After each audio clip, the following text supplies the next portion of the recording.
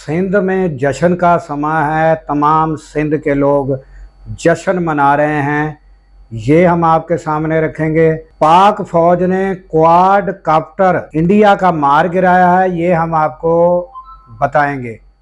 उसके अलावा पीटीआई अलीमा खान फिर जेल गई और मुलाकात ना हो सकी, ये हम आपके सामने रख। इसके अलावा जंग का 2-3 रोज के अंदर अंदर बड़ा अहम खतरा है, ये किसने कहा और ये क्या मामला है, ये भी हम आपके सामने रखते हैं।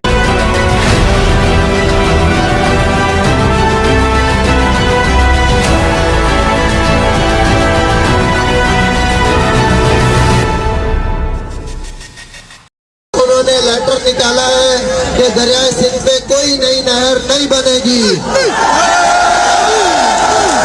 अस्सलाम वालेकुम, मैं हूं अब्दुल गफ्फार।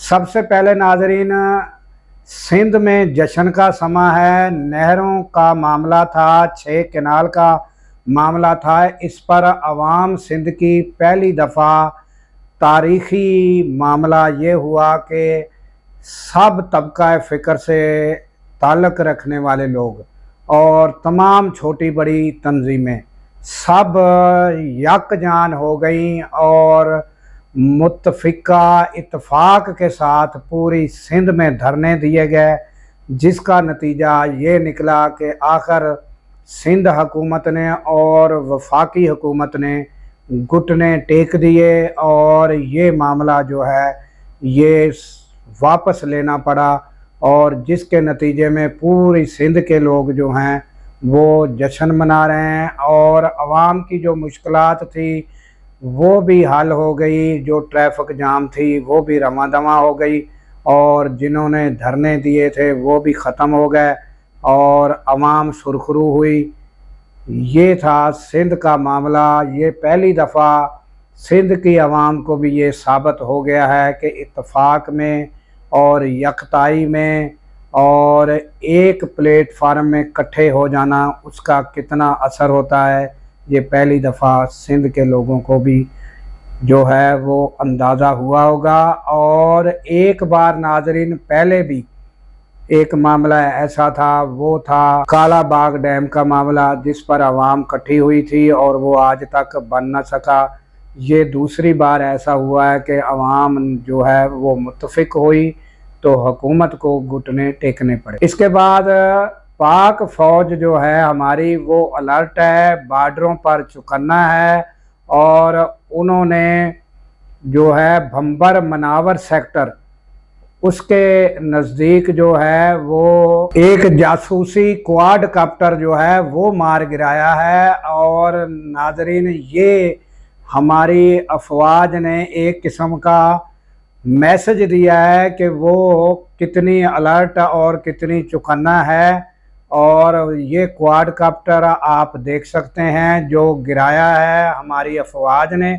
और उसके अलावा नाजरीन, गुज़श्ता रोज़ ख्वाजा आसफ जो हैं वो सारा दिन खबरें चलती रही और वो तरदीद करते रहे कि मैंने ये नहीं कहा कि 3-4 दिन में जंग का ख़तरा है। सारे टीवी चैनल पर ये चलता रहा और मैंने तो ये कहा 3-4 दिन अहम है। तो नाजरीन, ये 3-4 दिन अहम किस सिलसिले में कहा था? अगर ख्वाजा आसफ से ये सवाल कोई टीवी एंकर करता और कोई भी चैनल करता कि उससे पूछा जाता कि आपने ये नहीं कहा कि 4 दिन में जंग लग जाएगी, तो आपने 3-4 दिन अहम के कैसे कहे और किस बिना पर कहे?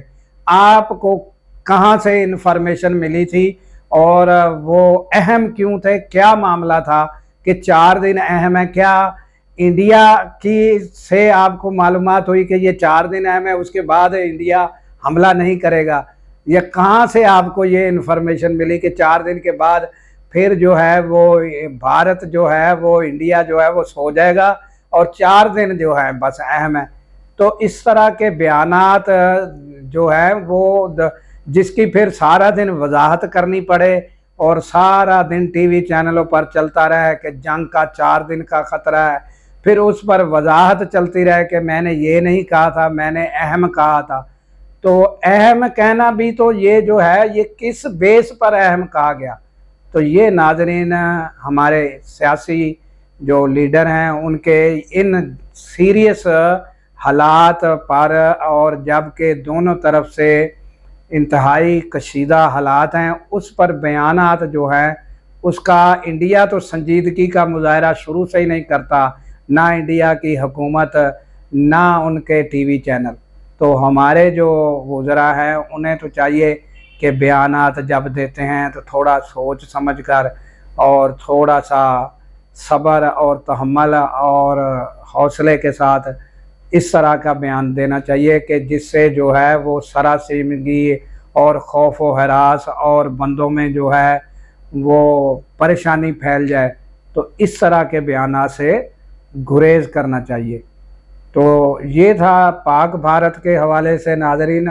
اس کے بعد ہم نے آپ کو بتایا تھا کہ علیمہ خان چیف جسٹس سے ملاقات ہوئی، انہیں تمام حالات سے آگاہی دی گئی، اور اس کے بعد ناظرین منگل کو اور جمعرات کو ملاقات کا دن ہوتا ہے۔ تو آج پھر علیمہ خان جو ہے تقریباً 1-1:30 بجے وہاں پہنچی ہیں، تو انہیں تقریباً 2 کلومیٹر پیچھے ہی پولیس اہلکاروں نے روک لیا، اور پھر جو وہاں پر موجود یوٹیوبر تھے اور انہوں نے جب ان سے سوالات کیے علیمہ خان سے، تو علیمہ خان نے بتایا کہ میں نے چیف جسٹس کو یہی صورتحال بتائی تھی، اور اب پھر وہی صورتحال کا مجھے سامنا ہے۔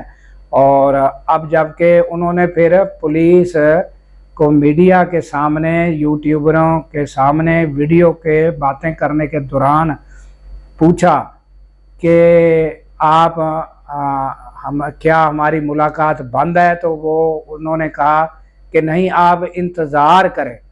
تو علیمہ خان نے کہا کہ اسی لیے ہمیں یہاں بیٹھنا پڑتا ہے کہ ہم بیٹھے رہتے ہیں، بیٹھے جب ملاقات کا ٹائم گزر جاتا ہے تو پھر ہمیں واپس کر دیا جاتا ہے۔ تو یہ حالات ہیں ناظرین حکومت کے، اور حکومت جو ہے اس طرح جو ہے وہ پریشان کر رہی ہے، اور یہ ایک ناظرین عام جو قیدی ہوتا ہے، چاہے وہ چوری میں ہو، قتل میں ہو، ڈکیٹی میں ہو، کبھی اس کی ملاقات بھی بند نہیں ہوئی۔ تو یہ ہمارے سابق وزیر اعظم ہیں اور ان کی بہن ہے، انہیں بار بار ذلیل و خوار کیا جاتا ہے، پریشان کیا جاتا ہے، اور عدالت کی حکم عدولی بھی کی جاتی ہے۔ تو عدالت کے 12 دفعہ کہنے کے باوجود بھی ملاقات نہیں کرائی جاتی۔ تو یہ تھا تازہ ترین آج کے حالات۔ ناظرین لائک کیجئے گا، سبسکرائب کیجئے گا، ہو سکے تو گھنٹی کا بٹن دبا دیجئے گا، اور کمنٹس بھی کیجئے گا، اور آپ کو تاکہ ہمارا نوٹیفیکیشن جو ہے وہ ملتا رہے۔